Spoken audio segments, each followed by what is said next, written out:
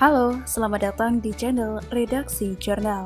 Politisi Demokrat ini bilang jika negeri mau selamat turunkan pemimpinnya. Ditulis oleh Joy Putra di Steward.com. Kualitas seperti apa yang dapat mendefinisikan seorang pemimpin? Menjadi seorang pemimpin berarti harus siap untuk menjadi pengayom. Pemimpin yang baik harus bisa bertanggung jawab dalam hal apapun dan berani untuk mengambil resiko. Sebagian besar dari kita membayangkan seorang pemimpin yang baik adalah sebagai seseorang yang menginspirasi untuk orang lain. Selain itu, seorang pemimpin juga memahami sifat manusia yang mengambil semua keuntungan dari pemahaman ini secara positif. Kita sering mencari jawaban atas pertanyaan, apakah seorang pemimpin dilahirkan seperti ini? Mungkin beberapa orang percaya bahwa pemimpin yang sejati dilahirkan secara alami, di mana kriteria seperti memiliki karisma, menginspirasi, dan berpengaruh ada di dalam dirinya. Namun jika pemimpin di dalam diri setiap orang harus diasah, dibangun, dan dikembangkan, pengembangan keterampilan kepemimpinan membutuhkan waktu dan usaha. Tanpa kerja bertahap, seseorang yang sejak awal tidak kuat menjadi pemimpin, tidak mungkin menjadi pemimpin yang berhasil. Jadi, kualitas mana yang harus ditingkatkan dan juga dikembangkan? Kualitas yang paling penting adalah kepercayaan diri, berintegritas, jujur, dan tanggung jawab. Seorang pemimpin yang baik melakukan segala sesuatu dengan penuh percaya diri dan mendorong kepercayaan ini pada orang lain. Dalam hal ini, saya berpendapat bahwa Jokowi masuk dalam kriteria ini. Jokowi adalah seorang pemimpin yang bersih dan berintegritas. Walaupun tidak sempurna, tetapi setidaknya beliau masih ideal sebagai pemimpin yang baik dibanding dengan SBY dan Anies Baswedan misalnya. Baru-baru ini politisi Partai Demokrat Benny Kabur Harman memberikan penyampaian tentang kepemimpinan. Ia mendapatkan pelajaran dari almarhum Profesor Sahetapi sekitar 24 tahun yang silam, tepatnya 1997. Ia pernah menanyakan kepada diri profesor mengenai apa solusi terbaik untuk memperbaiki negeri ini. Dalam penjelasan sang profesor, Benny mempelajari bahwa untuk memperbaiki negeri ini yang terlanjur buruk, maka pemimpinnya harus diturunkan agar negeri bisa selamat. Lalu konteks pertanyaan Benny kala itu dengan masa sekarang korelasinya apa coba? Benny menanyakan hal kepemimpinan tahun 1997 di saat Indonesia masih dipimpin oleh rezim Orde Baru, Soeharto. Sangat jelas dan tepat pernyataan Profesor Sahetapi pada saat Indonesia mempunyai pemimpin yang bobrok seperti Soeharto.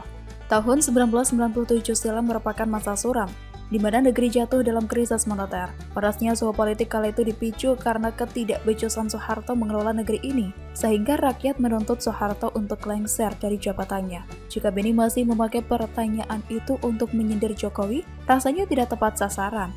Kepemimpinan Soeharto dibanding dengan Jokowi sangat jauh berbeda. Begitu pula jika kita membandingkan era SBY dan Jokowi saat mencolok perbedaannya. Jadi, menurut saya, pertanyaan Benny Kabur Harman terhadap Profesor Sahetapi mengenai pemimpin buruk sangat tepat bila dihubungkan dengan AHY yang memimpin di Partai Demokrat. Sebagai ketua umum partai, AHY dinilai sangat buruk memimpin kader-kadernya sehingga terjadi perpecahan di internal partai. Sebelum bicara menyelamatkan negeri, coba lihat ke partai sendiri. Apakah kondisinya baik-baik saja? Tentu tidak, Bambang. Terjadinya perpecahan di Partai Demokrat dikarenakan pemimpinnya yang buruk. Jika demikian, pemimpin di partai tersebut harus diturunkan. Dalam hal ini, AHY sebagai ketum harus dilengserkan agar partai selamat. Sindiran Benny ke Jokowi pun tidak berdasar. Banyak survei mengenai kinerja dalam kepemimpinan Jokowi telah menunjukkan hasil yang cukup memuaskan. Seharusnya, Benny menyindir AHY dan bertanya kepada dia kenapa Partai Demokrat kini ada dua kubu dan bagaimana menyelamatkannya. Jawabannya pasti pemimpinnya yang salah dan jalan satu-satunya turunkan pemimpinnya agar Partai Demokrat bisa selamat. Saya masih heran saja dengan kelakuan para kader Demokrat. Mereka selalu menyerang pemerintah, tapi akhirnya sering menampar muka sendiri. Seharusnya mereka berkaca diri sebelum mengkritisi pemerintah. Jatuhnya akan dilempar kembali dan mengenai wajah sendiri. Itulah manuver politik Demokrat yang kita bisa sebut politik mendepuk air di dulang, terpercik muka sendiri. Selain manuver politik dengan bermain drama, baper, dan caper, Partai Demokrat juga sering memainkan politik buruk rupa cermin dibelah. Sungguh prihatin dengan manuver politik mereka. Jadi, kesimpulannya, mengatakan Jokowi adalah pemimpin buruk yang harus diturunkan adalah sebuah kesalahan besar. Saat ini, Indonesia masih mencari figur seorang pemimpin di masa depan yang memiliki kemiripan memimpin seperti Jokowi. Apakah kita rela negara ini dipimpin oleh anak mantan presiden yang telah banyak membuat pembangunan mangkrak? Demikian kira-kira, kata kura-kura.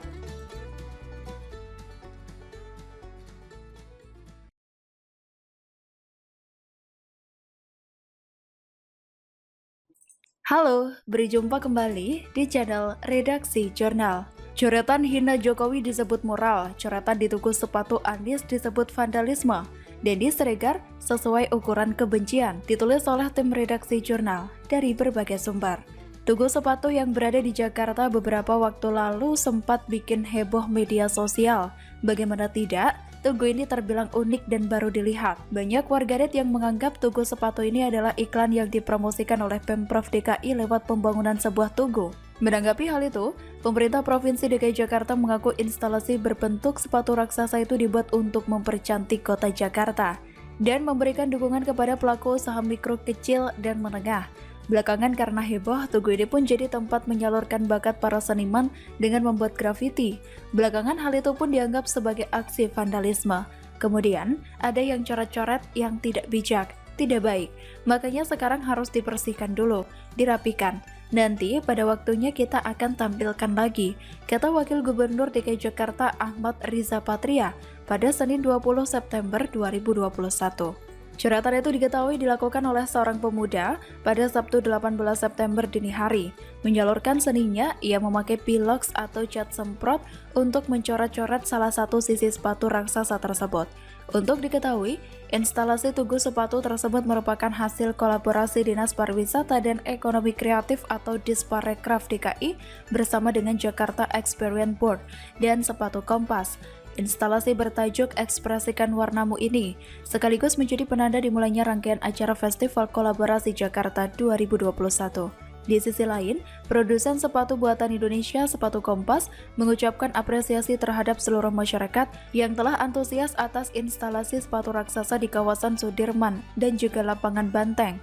Instalasi sepatu raksasa itu dipajang di beberapa titik lokasi Jakarta hanya sampai pada Minggu 19 September lalu.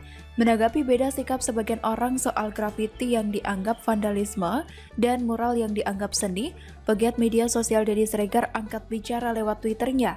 Kalau coretan di dinding yang menghina @Jokowi itu disebut mural, coretan yang sama di tugu sepatu @Anies Baswedan disebut vandalisme, beda nama sesuai ukuran kebencian. Seperti kita ketahui, sebelumnya dunia media sosial ramai membahas tentang 404 not found. Padahal kita sering menemukan kode ini jika kita berselancar di internet.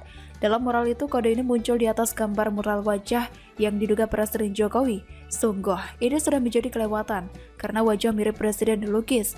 Namun, kedua mata ditutupi dengan tulisan 404 not found. Apapun maksud dari mural itu, yang pasti itu tidak bisa dibenarkan dan menurut saya itu sudah masuk ranah penghinaan terhadap presiden. Iya, apapun bentuk kritikan, lewat media apa yang disampaikan, kembali kepada orang yang memberikan kritikan. Apa tujuan kritikan dibuat? Kira-kira kritikan yang akan disampaikan memberi manfaat untuk orang lain dan diri sendiri? Apa yang dikritik? Kira-kira efek yang timbul untuk diri kita dan orang tersebut apa? Apakah kritikan tersebut berbahaya bagi kehidupan dan keluarga ke depannya? Mestinya pertanyaan-pertanyaan seperti itu sempat dimunculkan sebelum mengkritik. Lihat dulu siapa yang dikritik. Jangan sampai asal kritik apalagi ikut-ikutan mengkritik. Pertanyaan seperti itu untuk jaga-jaga saja. Jangan sampai kita yang mengkritik, kita pula yang diserang. Sebagai masyarakat, kita tidak mau suatu waktu bangun pagi atau sedang berjalan, tiba-tiba anak kita generasi bangsa melihat atau membaca mural yang sifatnya negatif terpajang di dinding atau tembok rumah orang.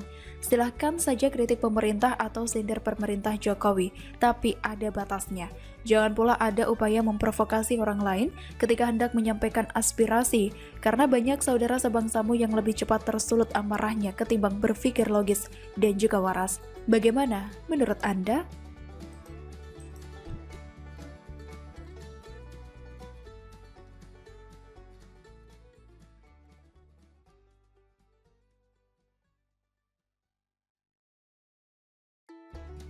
Halo, berjumpa kembali di channel Redaksi Jurnal. Jika masih ada novel Baswedan di KPK, Dendi Siregar sampai lebaran kadal Anies nggak akan dipanggil-panggil.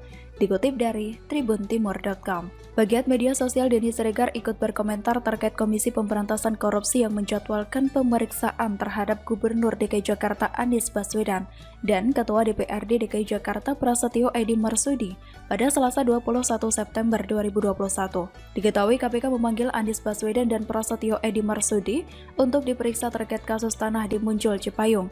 Denny Siregar pesimis Anies Baswedan benar-benar akan dipanggil ke KPK. Kalau masih ada si Novel Baswedan di @kpk_RI sampai lebaran kadal @Anies Baswedan nggak akan dipanggil-panggil. Sesama keluarga dilarang saling mendahului. Begitu prinsipnya. Tulis Denny Siregar lewat akun Twitter @DennySiregar7 pada Senin 20 September 2021 pukul 10:47 malam.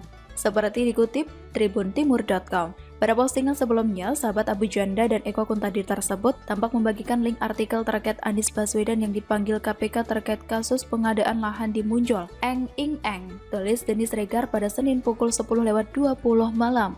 Dilansir dari tribunnews.com, tim penyidik KPK menjadwalkan pemeriksaan terhadap Anies Baswedan dan Prasetyo Edy Marsudi pada Selasa 21 September 2021. Keduanya akan diperiksa sebagai saksi dalam kasus dugaan korupsi pengadaan tanah di Muncul, Pondok Rangon, Cipayung, Jakarta Timur tahun anggaran 2019. Pelaksana tugas juru bicara KPK Ali Fikri menerangkan, Anies dan Prasetyo akan bersaksi untuk melengkapi berkas perkara mantan Direktur Utama Perusahaan Umum Daerah Pembangunan Saranajaya, Yori Cornelis Minantoan, dan kawan-kawan. Informasi yang kami terima, benar tim penyidik mengagendakan pemanggilan saksi untuk tersangka YRC dan kawan-kawan. Di antaranya yaitu Anies Baswedan, Gubernur DKI Jakarta, dan Prasetyo Edy Marsudi, Ketua DPRD DKI Jakarta, untuk hadir pada Selasa 21 September 2021, bertempat di gedung KPK Merah Putih. Terang Ali dalam keterangannya pada Senin 20 September 2021. Ali menjelaskan pemanggilan Anies dan Prasetyo berdasarkan kebutuhan penyidikan. Diharapkan keterangan keduanya bisa mengungkap perbuatan rasuah yang dilakukan para tersangka menjadi lebih jelas dan juga terang. Ali mengatakan, saat ini tim penyidik terus melengkapi berkas perkara Yori dan kawan-kawan dengan masih mengagendakan pemanggilan dan pemeriksaan sejumlah saksi. Untuk itu, bagi Anies Baswedan dan Prasetyo Edy yang akan dipanggil pada Selasa 21 September 2021, KPK mengharapkan hadir sesuai waktu yang ditentukan. Ketua KPK Komjen Paul Firly Bahuri dalam jumpa pers pada Senin 2 Agustus 2021 sempat menyebut tim penyidik akan mendalami besaran anggaran yang dikeluarkan dari APBD DKI Jakarta untuk pembelian tanah di Muncul DKI Jakarta yang berujung rasuah tersebut. Firly menyebut pihaknya menemukan 2 dokumen terkait pencairan dana untuk pembelian tanah di Muncul. Salah satu dokumen yang ditemukan untuk pembelian tanah itu mencapai 1,8 triliun rupiah. Terkait hal ini, Firly memastikan KPK bakal memeriksa Gubernur DKI Jakarta Anies Baswedan dan Ketua DPRD DKI Prasetyo Edy Marsudi. Pemeriksaan terhadap Anies dan Prasetyo Edy dilakukan lantaran keduanya diduga mengetahui proses pengadaan tanah tersebut. Apalagi anggaran dalam pengadaan tanah Muncul bersumber dari APBD yang dibahas dan ditetapkan oleh Pemprov dan DPRD DKI. Dalam perkara ini, KPK telah menetapkan 5 orang tersangka, yaitu ex-direktur utama Perusahaan Umum Daerah Pembangunan Saranajaya Yori Cornelis, Wakil Direktur PT Adonara Propertindo Anjar Rontowini, Direktur PT Adonara Propertindo Tommy Adrian, Direktur PT Aldira Berkah Abadi Makmur Rudi Hartono Iskandar, serta satu tersangka korporasi PT Adonara Propertindo. Mantan Direktur Utama Perusahaan Umum Daerah Pembangunan Saranajaya Yori Cornelis mengenakan rompi oranye usai menjalani pemeriksaan di gedung KPK Jakarta pada Kamis 27 Mei 2021. KPK resmi menahan Yori Cornelis terkait dugaan TPK pengadaan tanah di Muncul, Kelurahan Pondok Rangon, Kecamatan Cipayung, Kota Jakarta Timur, Provinsi DKI Jakarta tahun 2019 yang mengakibatkan kerugian keuangan negara setidak-tidaknya sejumlah 152,5 miliar rupiah. Begitulah kura-kura.